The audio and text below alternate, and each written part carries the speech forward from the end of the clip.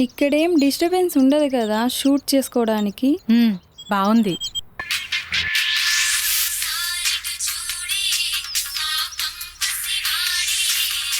Baburao, sir. ఆ murder సంబంధించిన వాళ్ళు కోర్టుకి తీసుకెళ్లారా?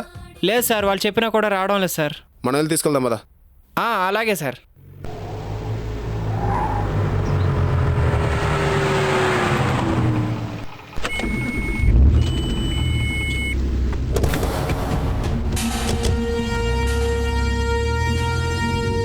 భారతి పద స్టార్ట్ చేద్దాం. Let's start. కాకి ఈ లొకేషన్ నాకు బాగా నచ్చింది.